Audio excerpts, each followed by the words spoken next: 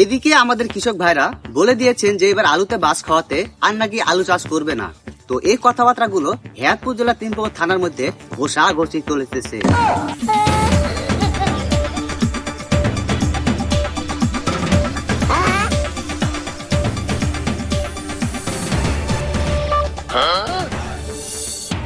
আসসালামু আলাইকুম, আমি আপনাদের মাঝে মোহাম্মদ হজরত।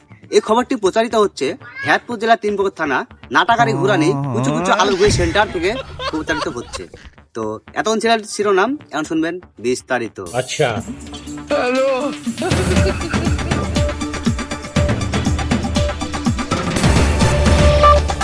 আমাদের কৃষক ভাইরা এবার ভেবেছিলেন যে আলু বিক্রি করে নাকি দ্বিতীয় বিয়ে করার জন্য চিন্তা ভাবনা করেছিলেন, কিন্তু এদিকে আলু দাম 2 টাকা হওয়াতে আমাদের কৃষক ভাইদেরকে গয় বাঁশ হয়ে যায়। এদিকে আমাদের কৃষক ভাইরা বলে দিয়েছেন যে এবার আলুতে বাস খাওয়াতে আর নাকি আলু চাষ করবে না। তো এই কথাবার্তাগুলো হেয়াতপুর জেলা ৩ থানার মধ্যে ঘোষাঘষি চলেছে। এইদিকে আমাদের কৃষক ভাইদেরকে চরম অবস্থার কথা শুনে আমাদের বাংলাদেশ সরকার বলে দিয়েছেন যে আর যদি কেউ আলু চাষ করে তাকে আইনত ভাবে বিয়ে করানোর জন্য আদেশ করানো হচ্ছে। এইদিকে ৩ থানার নাটাগাড়ি ঘুরানির কৃষক ভাই আলুর ব্যাপারে কিছু বলবেন, তো চলুন শুনে আসি।